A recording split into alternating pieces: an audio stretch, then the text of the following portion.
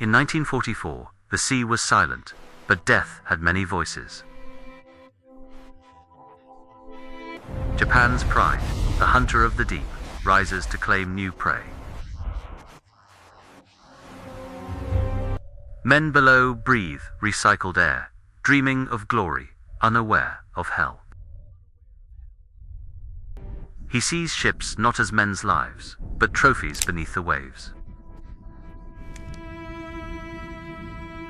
They believe in destiny, in honor written by the Empire's dying breath. Once celebrated as ambassadors, they will return as demons of the sea. Every horizon hides a grave waiting to swallow names and nations. A merchant ship carries wheat and dreams across indifferent waters. They do not know that fate watches through a lens of glass and steel. The command is simple, mechanical, yet it ends 100 human stories. The ocean itself carries the weapon, silent as a dying prayer. Fire meets salt water, and men scream names that vanish with the wind. Hope is fragile, a wooden oar between man and oblivion. Victory tastes like salt, smoke, and something too bitter to name.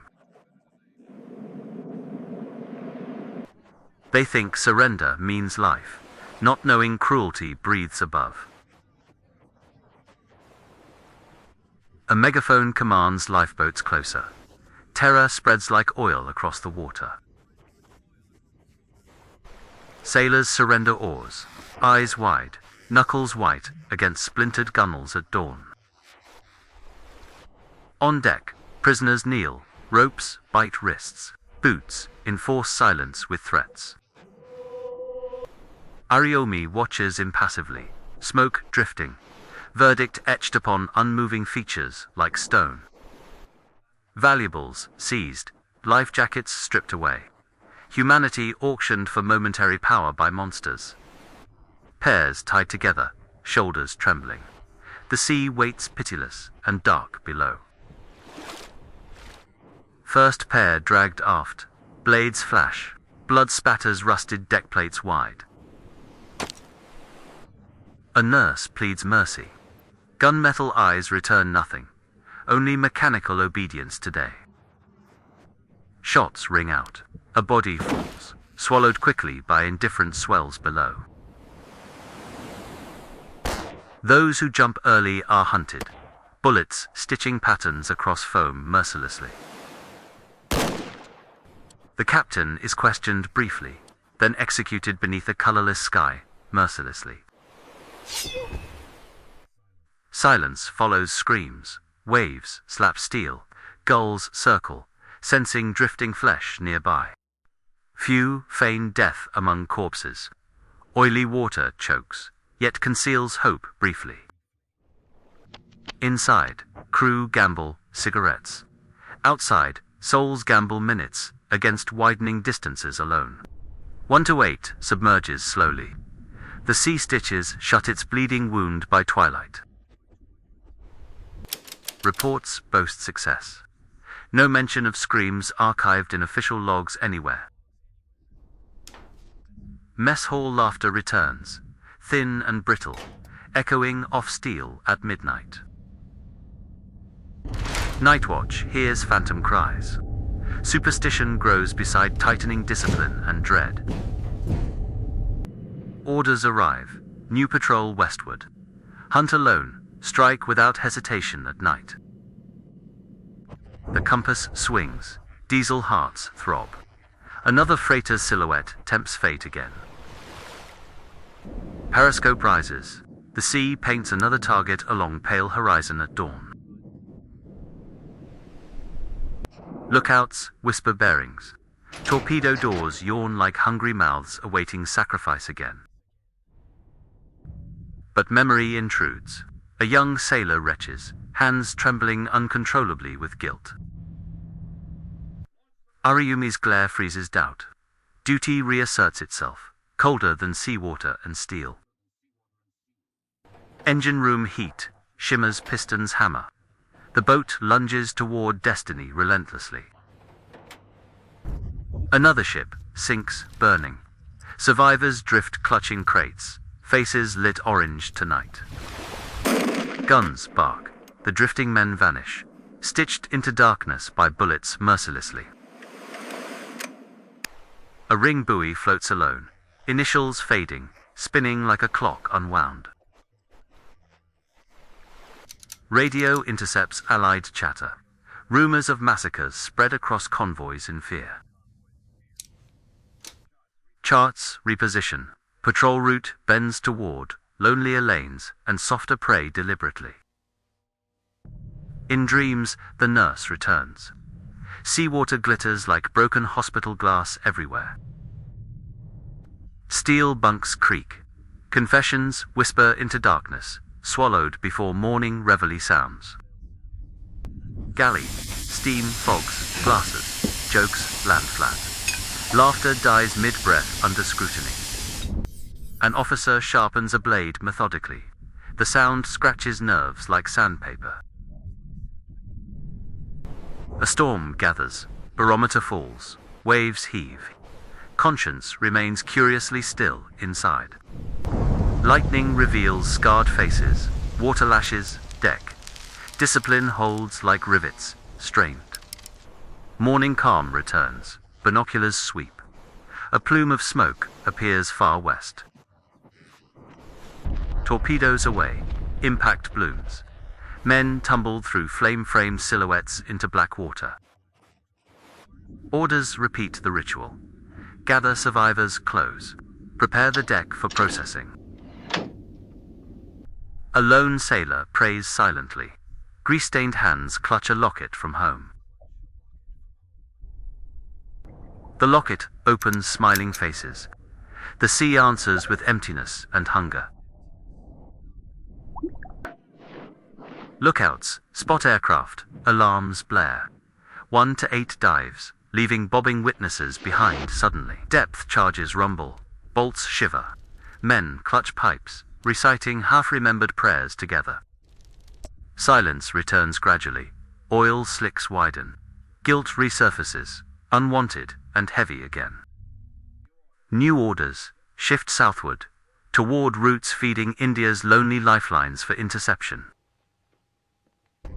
Night patrol. Phosphorescence trails the wake like malignant constellations following our hull. SS Jean Nicolette appears. Solitary, burdened, steaming beneath a starless canopy tonight. 2 torpedoes launch. Time elongates. Then concussion, fire, chaos, surrender, and screams. Distress signal crackles skyward. Men lower boats, faces orange from flames nearby. Searchlight carves darkness. The submarine commands, weapons leveled, voices unyielding with menace. A boy is chosen. A pistol cracks. The sea receives his silence. Lifeboat punctured, wood splinters. Fear swarms faster than sharks arrive to feed. Prisoners stripped of life jackets, hands wired. Foredeck becomes an abattoir at midnight. Heads down, knees together. Any movement invites pipes, blades, and boots instantly.